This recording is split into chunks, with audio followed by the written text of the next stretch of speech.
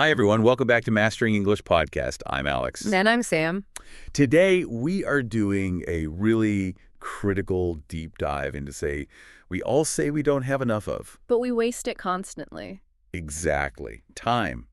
And look, this isn't just going to be another list of time management tips you can find anywhere. Our mission today is a lot more specific for you. Right. We're going to be dissecting the actual language and the psychology behind managing your time well, so you can really master the concepts and the English vocabulary around them. Yeah, words like productivity, wealth, and, life priorities. That's right. We've pulled together a fascinating stack of sources for this one. We've got stuff from corporate management handbooks, productivity guides, and even the latest psychological studies on happiness. And we're connecting all the dots for you today. Because, the struggle is just so real, isn't it? It's completely universal. You have that feeling where you look back at your week and you were busy the whole time, your schedule was packed, but you can't point to one single meaningful thing you actually got done. You're just going through the motions. Work, scroll, eat. Repeat. Yeah. It's that illusion of being busy versus, the reality of being productive. And to really put this whole conversation into perspective, let's just start with a pretty shocking fact we found. Okay, hit me with it. The average human lifespan, if you're lucky, is only about 4,000 weeks long. Wait, say that again? 4,000. 4,000 weeks. Wow. When you put it like that, that sounds terrifyingly short. 40 centuries sounds like a long time, but 4,000 weeks? That sounds like nothing. It changes things, doesn't it? It really does. Suddenly that hour I spent scrolling social media yesterday feels like a huge, expensive mistake. It just shifts your entire perspective. Mm-hmm. So our mission today is to help you move beyond just passively spending those weeks. To actively investing them. Exactly. And helping you define what truly matters. And you have to stick with us until the very end, because Sam has a little pop quiz waiting for you. It's going to test the new vocabulary we cover, and it's specifically going to focus on this idea of time wealth. Time wealth. It's a great concept. Just that phrase alone is worth staying for. It's all about gaining control over your schedule, no matter what your bank balance looks like. We're going to give you the language tools to help you get there. Fantastic. Okay, before we jump in and start maximizing those 4,000 weeks, please, if you're enjoying these deep dives, take a second right now to like and subscribe to Mastering English Podcast. It really is the best way to help us reach more learners like you. It is. Okay, let's do this. Let's unpack this crucial resource. Let's get started. So, let's start with a big question, almost a philosophical one that feels so real. Why did time feel so incredibly slow when we were kids? Right. Summer vacations felt like they lasted forever. Forever. And now I blink and it's Friday again. What is actually happening? You've just perfectly described something called the time perception paradox. And psychologically, it's all about how our brains process new things versus routine things. Okay, so novelty and routine. Exactly. When you're a kid, the world is just this constant stream of new experiences, right? New places, new feelings, new skills. Your brain is recording everything in high definition. So it's working overtime, basically, trying to understand and catalog every little piece of data. Precisely.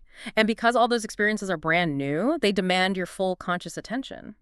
This really detailed recording makes time feel dense and long when you look back on it. But as adults, we fall into patterns. We optimize for efficiency. We have the same drive to work, the same tasks at the office, the same evenings. And because it's all the same, the brain just decides, I don't need to record this anymore. That's it. Your brain recognizes the routine, and it basically switches off the detailed recording. It goes into what we call autopilot. Autopilot. Okay. And when you stop logging new, distinct details, the weeks just blend together. There's no landmark memory to separate Monday from Tuesday. And that's what makes it feel like time is speeding up. Wow. That's actually pretty profound. So if time speeds up because we stop paying attention, yeah, it means we're kind of sacrificing our life, the length of our life we perceive, for the comfort of a routine. That's the trade-off. We'll get to that word later. But think about that classic analogy from the sources. Driving to a new place for the first time, it always feels like it takes longer, right? Yeah, absolutely. You're paying attention to every turn. That's your child brain, alert and recording. But once that journey becomes your daily commute, it feels fast, short, insignificant. That's your adult brain running on autopilot. But okay, if breaking routines is the answer, why is it so hard? Why don't we do it more? That's a great question. Because routine is comfortable. It saves cognitive energy, and our brains are wired to save energy. Novelty requires effort. Yeah. So breaking the routine has an initial cost of, like, mental friction. Discomfort. Right. You have to consciously fight that urge to just do the easy, familiar thing. That makes perfect sense. I tried a new hobby recently, a salsa class, Oh, yeah. and my brain was completely exhausted afterwards. But that one evening felt like it lasted twice as long as a normal night of just watching TV. It felt, fully lived. And that's the reward, a richer memory, a sense of time well spent. Now, this whole perception of time is also tied to another dangerous idea, Which is? the illusion of the future. It all comes down to one really dangerous word: someday. Ah, someday. I think one source called it the comfy couch of procrastination. It's brilliant, isn't it? It's the ultimate time thief, because we tell ourselves, I'll start that business, I'll learn that language, I'll get in shape someday. Someday when I have more time, more money, more energy. And that perfect moment, of course, never actually arrives. The sources are so clear on this. The perfect time is a complete illusion. And this connects back to the paradox, right? If you believe you have infinite time in the future, you let yourself stay on autopilot today. Exactly. You don't feel the urgent pressure of those 4,000 writs ticking away. So the practical step here is to kill someday. Replace it with a specific date and a tiny, tiny action. Absolutely. Don't say, I'll write a book someday. Say, I will write one paragraph at 7 p.m. on Thursday. The small action breaks the illusion and builds momentum. You said a really powerful word there that I think perfectly describes the problem: autopilot. You mentioned most of us spend our day on autopilot. I hear that phrase all the time. Let's really dig into that. It's a great one for B1 learners to master. So autopilot just means you're performing actions out of habit without any conscious thought or attention. Like a machine just doing its thing automatically. Exactly. In a plane, it's the system that flies the plane. Hmm. In life, it means you're mentally checked out. Mentally checked out. I get that. Okay, could you give us 3 different ways we might hear this used? Sure. Let's start with a formal business context. You might say the factory's inventory system operates entirely on autopilot once the initial quarterly data is input. Okay, very automatic, very system-focused. What about something more casual?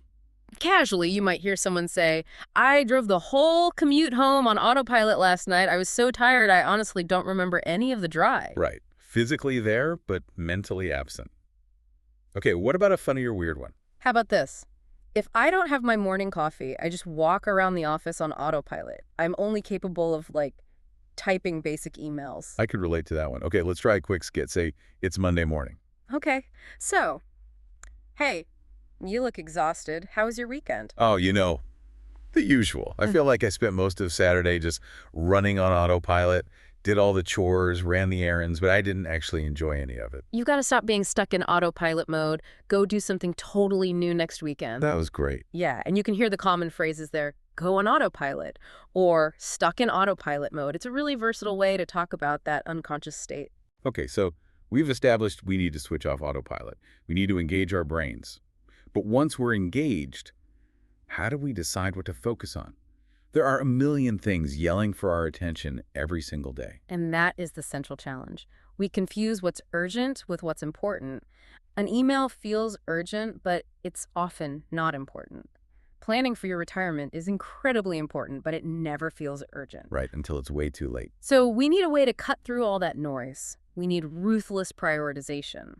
And that starts with something called the deathbed test. I've heard of this. It sounds a little dramatic, but I hear it's effective. It is. It's a framing technique. The idea is to imagine yourself at 90 years old, looking back on your life, and you ask yourself, what did I spend my time on? Am I going to regret all the hours I spent on trivial work things, or the time I didn't spend with family, or on things that really mattered to me? Exactly. It forces you to define your biggest, most valuable life goals right now. But, okay, what about the guilt?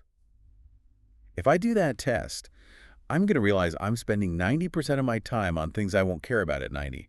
That feels paralyzing. And that's a really genuine concern. The sources suggest it's not meant to cause guilt, though.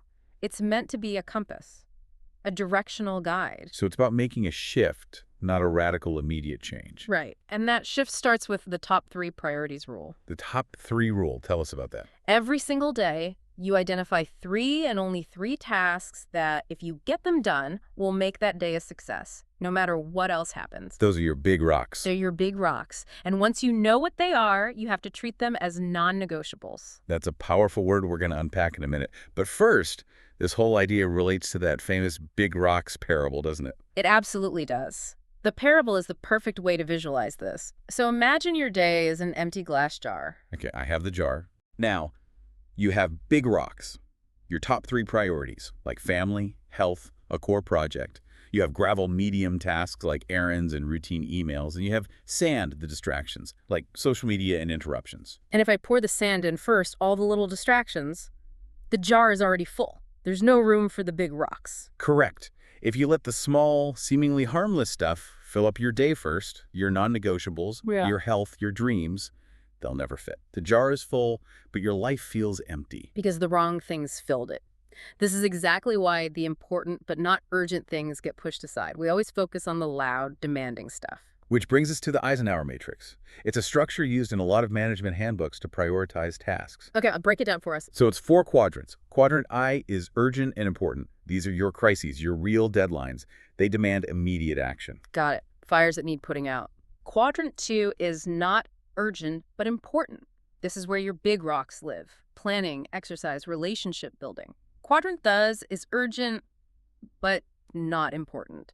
These are interruptions, most emails, some meetings. Quadrant third is the trap, right? The phone rings, so it feels important, but it's usually just someone else's priority. That's the trap. And finally, quadrant third is not urgent and not important. Pure time wasting. Productive people spend most of their time in quadrant 2. But quadrant 2 is quiet. It doesn't scream for your attention like a crisis does. Which is why you have to schedule it. You have to be deliberate. And that's why calling those tasks non-negotiables is so powerful. It lifts them above all the noise. I love that word, non-negotiables. It sounds so powerful, like you're taking a firm stand. Sam, let's unpack that for everyone listening. I mean, it's a fantastic term. A non-negotiable is quite literally something that cannot be changed, argued about, or postponed. It's an absolute essential condition. An absolute requirement. I like that. Okay, give us the examples. So, in a formal business setting, you might hear, timeliness and adherence to safety protocols are non-negotiable aspects of our client contract. Okay, they're essential terms. What about using it casually?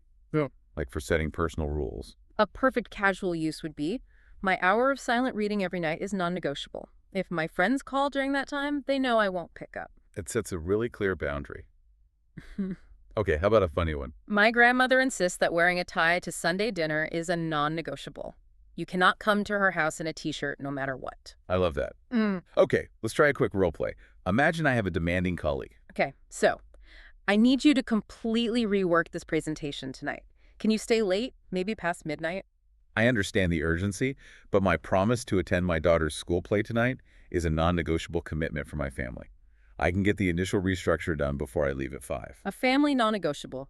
Understood. We'll make it work. That felt powerful. It is. And the common ways you hear it are a non-negotiable term, a non-negotiable commitment, or simply saying the deadline is non-negotiable. Okay, let's shift gears a bit. Let's talk about how we value things. We are, as a society, obsessed with money. Saving it, earning it, tracking every penny. But we are so careless with our time. It feels completely backwards, doesn't it? Profoundly backward. Because you can always earn more money, but you can never, ever get back your time. Once it's spent, it's gone forever. So time is automatically more valuable than money. But we act like money is the priority. Why do we always choose more work for more pay, even if it destroys our free time? This is where we get into the psychological studies on happiness. The research shows, again and again, that people who prioritize time over money report greater happiness, greater well-being. So achieving what you call time wealth. Exactly. People who actively structure their lives to have more free time, even if it means earning less, are more satisfied with their lives. So it's not about the size of your house. It's about the control you have over your Saturday morning. That's a perfect way to put it. And every single one of these decisions involves a really important concept: the trade-off. Right. Every choice we make about our time or our money is a trade-off. Think about the examples we looked at.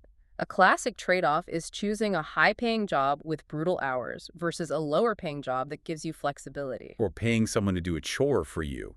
You're trading money for time. Or doing it yourself and trading your time to save money. I spent an entire Saturday one time fixing a leaky faucet because I refused to pay a plumber $150. Hmm. I saved the money, but I lost my whole day. That was a clear time for money trade-off. And looking back, did that saved money make you happier than a full day of rest would have? That's the question these studies force us to ask. That's a really good question. Okay, let's stop and unpack that word.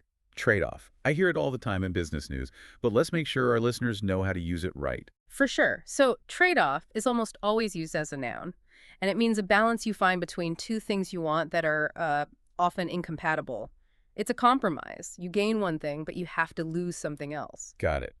Let's get the 3 examples. Formally, as a noun you might hear, the engineers reported a fundamental trade-off between the phone's battery life and its processing speed. You can't have both at max. Makes sense. How about a casual example? Casually, you might say, the trade-off for living downtown is the crazy rent I have to pay. And a funny or weird one. The only trade-off for eating dessert every single night is that none of my pants fit anymore. But I've decided it's a sacrifice I'm willing to make. That's great. Okay, let's do a quick scenario. Let's say we're planning a vacation. Okay, so the direct flight is $300 more expensive than the one with a layover, but it saves us a whole day of travel. A whole day is huge. I'd rather pay more. I'm willing to make that trade-off of money for time. We need that extra day for sightseeing. Perfect. And remember the common phrases, everyone. A clear trade-off. Make a trade-off. Or asking, what's the trade-off? Now, connecting this back to money, Right. where we spend our money, has a huge impact on how we feel about our time. Right, the whole idea of investing in experiences instead of things. This is huge psychologically. When you buy a thing, a new phone, a new car, the joy from it fades really fast, usually within like 6 to 8 weeks. But the memory of an experience, a trip or a concert, that can last a lifetime. Exactly. Experiences strengthen our social bonds, they give us stories to tell, and they provide lasting memory capital. The psychological return on investment is just so much higher. We've covered the philosophy, the value. Now let's get super practical. I need to know where my time is actually going. How do I even start to figure that out? The first practical step, and it's a tough one, is the activity time log. The sources say this isn't just for CEOs, it's for anyone who's serious about this. Okay, what does that look like? Am I just writing down what I'm doing? It's more detailed. For a couple of weeks, you track everything you do, ideally in 15-minute blocks. And that includes everything. Not just work tasks. No, everything. Commuting, checking social media, shuffling papers, getting coffee, chatting with colleagues. No activity is too small to log. That sounds exhausting. Yeah. But also like holding a mirror up to your day. And the results can be stunning. The studies we looked at showed that many managers only get about 1.5 hours of actual productive work done in a day. 1.5 hours out of an 8 or 9 hour day. That's insane. If I told my boss that, I'd be fired. But the work feels like 8 hours, right? Because of all the gravel and sand, the interruptions, and the busy work. To really quantify this, you can calculate your daily efficiency ratio. Okay, what's the formula for that?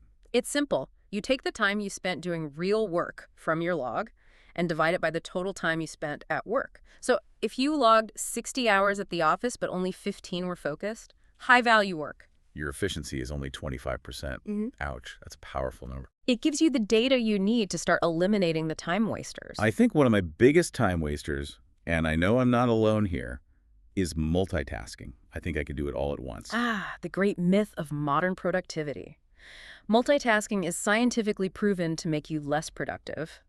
When you switch between tasks quickly, email, a meeting, cooking, you're forcing your brain to constantly re-engage. And that creates stress and mental fatigue. A lot of it. The real solution is mastering single tasking, committing fully to one thing for a set period of time. That's how you get into a state of flow. That sounds great in theory. But what about surprises? A call runs long, traffic is terrible. If I schedule my day back to back, one little thing can wreck the whole schedule. That is exactly why you need to build in flexibility. You need to create time buffers. Time buffers. I like that phrase. It sounds like a SASE feature. It is. A time buffer is a deliberate, unscheduled period of time you insert between your tasks. It's there to absorb delays or just give you a moment to breathe. The sources use a great analogy for this, the domino analogy.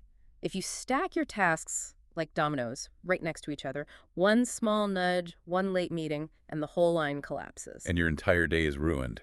The buffer is the space between the dominoes. Exactly. It's the space that prevents the catastrophic collapse and keeps your stress levels down. The domino analogy makes the need for time buffers so clear. Let's formalize that for everyone listening. What's the definition? So a time buffer is a period of time or space that you intentionally insert into a schedule. It's there to absorb unexpected delays or just to act as a margin for error. Margin for error. I need more of that in my life. Okay, 3 examples. Formally in project management, you'd say, we must include a time buffer of 2 weeks in the project timeline to account for potential supplier delays. Makes sense. How about for just like daily planning? Casually, I always build a 20-minute time buffer before I have to leave for an appointment. That way, if I hit traffic, I'm never late. Smart. And a funny or weird one. I've learned to build in a 1-hour time buffer after every big family dinner just for mental recovery before I try to do anything productive. That is genius. Let's try a quick role play. Imagine we're planning a tight project timeline. Okay, so we have task A finishing at 1 p.m. and the client meeting for task B starts right at 1 p.m. Can we stick to that schedule? I'd advise against it. Without at least a 30-minute safety buffer between those two, if task A runs even 5 minutes over, we're late for the client. We need that buffer. Got it. Let's add the buffer and see. You just used another common phrase, a safety buffer. You can also say build a time buffer or a generous buffer. So now let's talk about how this all applies to the future of work. This idea of a ROWE, a results-only work environment. This sounds like the ultimate goal. It's a radical idea, but it's gaining traction. ROWE stands for results-only work environment. And the big shift is from controlling input, tracking the hours you're at your desk, to controlling output. So the boss stops caring if you work from 9 to 5, as long as the project gets done on time and to a high standard. Exactly. You get total freedom over your schedule. And the benefits they saw in case studies, like one at Best Buy, were just staggering. They saw a 45% reduction in people quitting. Wow, because they had control over their own lives. Right. And they also saw higher performance, lower real estate costs, and employees reported better sleep, better well-being, and less conflict between work and family. It honestly sounds a little too good to be true. I have to ask, what's the trade-off here? If you give people that much freedom, don't they just stop working? That's the fear, but the data actually shows the opposite happens, which leads to the biggest risk of ROW, self-exploitation. Self-exploitation, what do you mean? Well, if the only thing that matters is results, highly motivated people can feel immense pressure to constantly perform. They start working all the time, checking emails at midnight because they feel like they have to prove their worth through their output. So the company stopped watching the clock, but the employees started watching it 24/7. The work just invaded their personal time. That's the risk. So the solution isn't to get rid of ROW, but to redefine what results means. Managers have to include social and humane goals alongside the economic ones. Humane goals, like what? Like setting goals to make sure the employee gets enough sleep or takes regular breaks or gets enough exercise. These are targets designed to protect the employee from their own drive to overwork. Wow, that's a very sophisticated way to manage. It's treating rest and recovery as performance objectives. Because at the end of the day, they're the ultimate productivity booster. Precisely. And that brings us to our final key phrase, productivity booster. It sounds like an energy drink for your brain. What exactly is a booster in this context? A productivity booster is anything that quickly and strongly increases your efficiency, your output, or your ability to focus. It's something you add to your routine to give your performance a lift. I need some of these. Give me the examples. Okay, formally, it could be a tool or a system. Implementing the new software proved to be a major productivity booster for the entire sales team. And a more casual personal example? A quick 15-minute power nap is my secret afternoon productivity booster. It resets my brain better than coffee. Okay, I like that one. And a funny or weird one? I find that having a quick, passionate debate with my desk mate is a weird productivity booster. It wakes up my brain and makes me super focused afterwards. Use with caution. Okay, let's do a role play about finding a solution when you're stuck at work. Okay, so I've hit a wall on this project. I'm so stuck, I need an efficiency booster, fast. For me, just getting up and taking a 10-minute walk outside is a huge booster. The fresh air just resets everything. I can't really leave my desk right now, but I find that listening to instrumental music is a huge productivity booster. It helps me get into a flow state without being distracting. Great examples. Yeah, and you can hear the common phrases. A major booster, a significant booster, or an efficiency booster. They all emphasize that powerful lift. That was a phenomenal amount of information. We've covered 5 amazing pieces of vocabulary. Before we get to the quiz, I want to ask about a really common mistake I hear learners make with the word trade-off. Okay, let's hear it. So because people know the verb to trade, they often try to use trade-off as a verb, like this. I trade off my time for money. Is that correct? That is such a common and understandable mistake. And while people will probably understand what you mean, it does sound a bit unnatural to a native speaker. So I shouldn't treat it like the simple verb to trade. Correct. Native speakers almost always use trade-off as a noun, so you'd use it with the verb to make, or you would just use the simple verb to trade with the preposition for. So instead of I trade off my time, I should say. You should say, I trade my time for money. Or, even more naturally, I'm willing to make that trade-off. Or you could say, the biggest trade-off is the loss of my free time. Focusing on the noun form will make your English sound much smoother. That clears it up completely. I am definitely going to make the trade-off to use that noun structure more often. And now, the moment we've all been waiting for. It's quiz time. Let's see if you and all of you listening have achieved time wealth knowledge today. Okay, I'm ready. Bring it on. I thrive in quadrant 1. Just kidding, I prefer quadrant 2. Question 1. If you take a different route to work to force your brain to record new details, you are trying to stop your mind from running on blank. That would be autopilot. Correct. Question 2. In the Eisenhower matrix, planning for your future and learning new skills are important but not urgent tasks. That means you should treat them as blank every day. They have to be your non-negotiables. Excellent. Question 3. If you choose a job with more flexibility over one with a higher salary because it makes you happier, you are happy to make that blank. There's the trade-off. Spot on. Question 4. You plan to start a big task at 4 p.m., but you don't schedule anything else until 4:30 p.m. That intentional 30 minutes of empty space is called a blank. That was a very crucial time buffer. Precisely. And last one, question 5. When a company provides free coffee and snacks to increase worker energy and focus, they hope those snacks will serve as a blank. That is definitely a productivity booster. 5 for 5. You have absolutely mastered the language of time management today. That was great. Okay, Sam, can you quickly summarize the 3 most important language concepts from today for everyone to take away? Absolutely. First, remember the time perception paradox. You need to break your routines to switch off your autopilot. Second, use the deathbed test to find your big rocks and schedule them as non-negotiables. And the third? And third, remember that time is irreplaceable. So always think carefully about the trade-off you're making between your time and your money. Fantastic advice. Okay, here is your micro-challenge for the next 48 hours. I want you to identify your #1 time waster. Then, I want you to actively replace that wasted time with a planned, meaningful experience. And remember, at the end of the day, managing time isn't really about managing the clock. It's about managing yourself, your energy, your attention, and making sure your actions line up with your most important non-negotiable values. Don't forget to like and subscribe to Mastering English Podcast. We love having you here for these deep dives.